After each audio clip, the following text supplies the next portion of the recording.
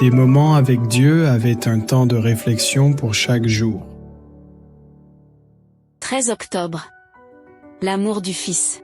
Jésus, voyant sa mère, et auprès d'elle le disciple qu'il aimait, dit à sa mère, « Femme, voilà ton fils. » Puis il dit au disciple, « Voilà ta mère. » Et, dès ce moment, le disciple l'a pris chez lui. Jean 19, 26 et 27. Au moins 4 femmes se trouvaient au pied de la croix. Le gouvernement romain avait décrété mort sur la croix qui n'était réservée qu'aux criminels. Il était dangereux de montrer de la sympathie pour quelqu'un dans cette condition, mais l'amour surmonte la peur qu'elle cherche. Et ces femmes aimaient tellement Jésus qu'elles sont venues au pied de la croix. Il y avait Salome, la sœur de Marie, que Jésus avait réprimandée pour son ambition. Il y avait Marie de Magdale, dont Jésus avait chassé ses démons et qui n'a jamais oublié ce que Jésus avait fait pour elle. Il y avait Marie de ses mères qui endure avec une douleur terrible la souffrance de son fils. Jésus était condamné de croix comme un criminel pour Marie. Il était son fils, et ne comprenait pas encore sa mission de sauveur. Mais elle l'aimait complètement, veuve désemparée, personne ne s'occupe d'elle. Son fils lui glisse entre les doigts. Jésus menait une bataille cosmique. Le destin du monde était défini dans son sacrifice. Le chagrin lui transperçait le cœur, il sentait le poids de la justice divine peser sur lui, et pourtant la scène de sa mère n'était pas ignorée. Il ne pouvait en confier le soin à aucun autre, ni à ses frères, les fils de Joseph, car il ne croyait pas en lui.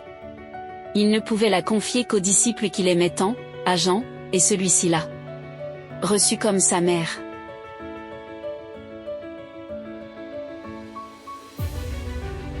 Pendant qu'ils passent ensemble, Jésus a conquis le cœur de Jean. Puis il a émis avec une immense tendresse, Jésus trône dans le cœur de Jean lui donnait sa mère. Comme un précieux héritage, il lui est ainsi apporté ce dont elle avait le plus besoin. La tendre sympathie de celui qu'il aimait parce qu'elle aimait Jésus, on les reçoit comme une confiance sacrée. Je reçus une grande bénédiction, elle se souvenait constamment de son maître bien aimé. Au Sauveur compatissant et mieux qu'au milieu de la douleur physique et de l'angoisse mentale. Il se prudemment occupait de sa mère, il n'avait pas d'argent pour assurer son confort. Mais il avait de ses disciples qui pouvaient s'occuper d'elle. Le même esprit se retrouvera chez tous les disciples de notre Seigneur. Ceux qui suivent le Christ considéreront comme faisant partie de leur religion de respecter leurs parents et de les soutenir. Les pères et les mères ne manqueront jamais d'eux recevoir des soins attentionnés et une tendre sympathie de la part d'un cœur qui chérit l'amour du Christ. Dieu lui-même n'était pas étranger au respect et à l'attention envers les parents.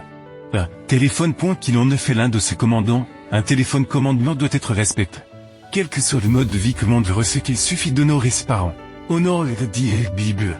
Et tes jours seront longs dans les pays que le Seigneur ton Dieu te donne, les chaînes de lait. Négligence de l'insouciance ou de l'irresponsabilité doit être brisée. Cela ne doit pas se faire de la même manière négative que nous avons dû vivre.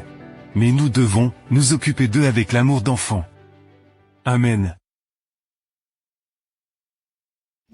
Merci pour écouter cet audio. Nous vous invitons à partager avec votre. Contactez et visitez le site web. biblewell.com